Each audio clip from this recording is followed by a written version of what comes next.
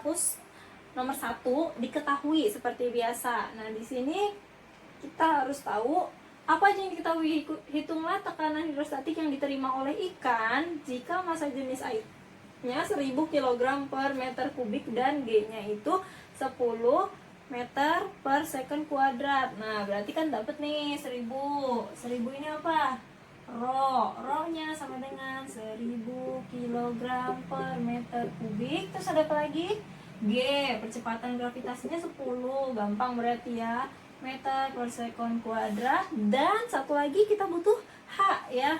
H-nya berapa? Coba kita lihat. H itu kan kedalaman ya. Kalau kedalaman berarti kan dari permukaan sampai titik si ikan ini, karena yang ditanya ini si ikan kan.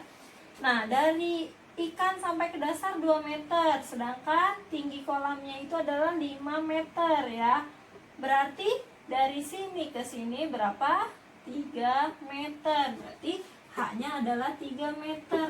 Langsung aja kita hitung. Yang ditanyain tekanan hidrostatiknya, berarti ditanya itu pH-nya, maka langsung aja kita jawab di sini pH sama dengan Rho GH. Ini gampang, ini pelajaran SMP sebenarnya. 1000 kali 10 kali 3 sama dengan 30.000. Satuannya apa tadi nih tekanan hidrostatik? Boleh Pascal atau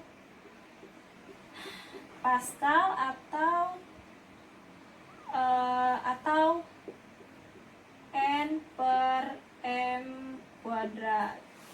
Tuh ya. Oke, bisa ya. Next, nomor 2 langsung aja.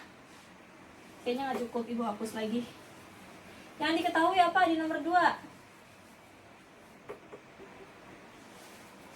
Sebuah pipa U berisi air dan minyak seperti di samping. Ini minyak nih ya. Ini minyak. Jika massa jenis airnya 1 gram per cm kubik, maka massa jenis minyaknya berapa? Ya kan? Berarti diketahui tadi massa jenis minyak. Berarti Rho M berapa tadi? Massa jenis air. Rho A sama dengan 1 gram per cm kubik. Terus H-nya, coba dilihat. H air dan H minyak.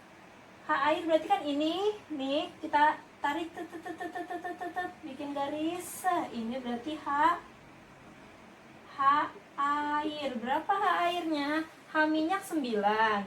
Ini 2. Berarti 9 kurang 2 tuh 7. Berarti ini 7 cm. Tulis HA sama dengan 7 cm. Terus HM-nya, HM sama dengan 9 cm. Ada lagi yang ditanyain? Nggak ada. Yang diketahui? Nggak ada. Adanya yang ditanyakan sama dengan apa? Massa jenis minyak. Rho M berapa? Kan langsung aja. Berarti kan tadi PM sama dengan PA. Berarti tadi Rho M dikali HM sama dengan Rho A dikali HA, ya kan? Pakai hukum hidrostatik kan? Nah, berarti Rho M-nya nggak tahu berapa, dikali HM 9 sama dengan HA-nya, Rho A-nya 1, HA-nya 7. Maka 9 kali Rho M sama dengan 7. Maka Rho M sama dengan 7 per 9, yaitu 0,78. Satuannya gram per centimeter kubik. Nah gitu ya, cuman pindah-pindah ruas aja. Sebenarnya ini masih mudah kok ya. Bisa kan? Oke. Dan sekarang ibu akan menjelaskan mengenai hukum Pascal. Hukum Pascal di sini udah ada pengertiannya nih. Tekanan yang diberikan oleh zat cair pada ruang tertutup akan diteruskan ke segala arah dan sama besar. Nah, ini ilustrasinya hampir sama nih. Tadi kan ada pipa U. Sekarang bentuknya dongkrak seperti ini. Kalau pipa U tadi kan ini ruang terbuka. Kalau terbuka, misalnya gini nih tadi. ya kan? Ini air, ini air. Kalau terbuka, ini dipengaruhi oleh P0 atau tekanan udara. Di sini juga ada P0, tekanan udara, ya kan? Nah, sekarang ini kita ganti. Di sisi kiri kita tutup, sisi kanan kita tutup. Apa yang terjadi kalau ibu tekan di sisi kiri? Nah, di sini ibu kasih tekanan, maka nanti ini pasti akan terangkat ke atas, ya kan? Nah, ketika ibu tekan dengan besar X di sisi kiri, maka nanti akan yang sisi kedua, sisi kanan itu akan naik sebesar PX juga, sebesar X juga gitu. Jadi besarnya tekanan di kiri akan sama besar dengan tekanan yang di kanan gitu ya. Bisa bayangin kan? Nah, sekarang gampang banget nih karena ini kita udah dikasih tekanan luar oleh kita, maka di sini dikatakan bahwa P1 sama dengan P2. Tadi udah dikasih tahu P rumusnya apa? P itu F per A. Maka di sini F1 per A1 sama dengan F2 per A2, ya kan? Nah, Bu, A-nya itu kan tadi luas penampang. Seandainya A-nya lingkaran, berarti gimana nih? F1 per Pi R1 kuadrat sama dengan F2 per Pi R2 kuadrat. Nah, jadi A-nya ini tergantung bentuk luas penampangnya. Oke, kalau misalnya dia luas penampangnya bentuknya persegi, ya rumus persegi. Segitiga, ya segitiga gitu ya. Karena ini contohnya misalnya bentuknya silinder. Kalau silinder begini, maka kita pakainya luas lingkaran. Oke, nah sekarang kita ke contoh soal. Sebuah pipa hidrolik mempunyai penampang berbentuk silinder. Oke, nah pipa, kalau misalnya pompa hidrolik itu bentukannya kayak yang tadi nih. Berarti di sini baca ada silinder kecil yaitu 8 cm, sedangkan diameter silinder besar yaitu 320 cm. Ini silinder kecil segini, terus silinder besarnya segini. Nah, sekarang kita bayangin dulu silindernya berarti gimana? Pompa hidroliknya. Ini yang kecil, ini yang besar, ya kan? Set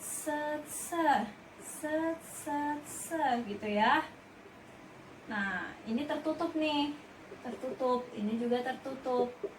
Terus abis itu tadi diameternya ini 8 cm, yang ini diameternya 320 cm. Terus jika pada silinder kecil diberikan gaya 500 Newton, hitung gaya pada silinder besar. Silinder kecil kita kasih gaya ya kan? Kita kasih gaya sebesar 500 Newton. Pada silinder besarnya itu gayanya berapa? Ini kan pasti ke sini Nah, ini berapa Newton gitu ya kan? Kalau kita tulis rapinya, diketahui ini yang kecil kita tandain dengan 1 ya. Berarti D1 sama dengan D itu diameter. D1 sama dengan 8 cm. Kalau kita jadiin meter berapa? 0,08 meter. D2 sekarang diameter kedua 320 cm. Kalau kita ubah jadi 0,32 meter. Oke, terus ada apa lagi? Ada F, gaya F1 sama dengan berapa? Terus yang ditanyain F2 nya berapa gitu, ya kan? Nah, tadi udah dikasih tahu P di sini sama P di sini sama, ya kan? Tekanan 1 sama dengan tekanan 2. Berarti di sini F1 per A1 sama dengan F2 per A2. Oke, udah dapat nih di sini, ya kan? F1-nya berapa tadi? Astagfirullah, F1-nya 500 Newton. Aduh, Newton. Maaf ya. Ngerti kan? Ini nih F1 500 Newton. Next.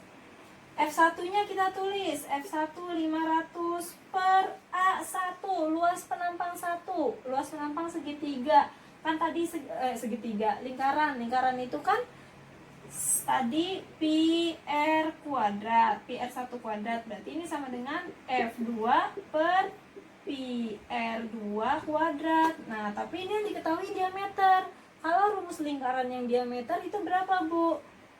Kalau yang diameter di mana ya, guys?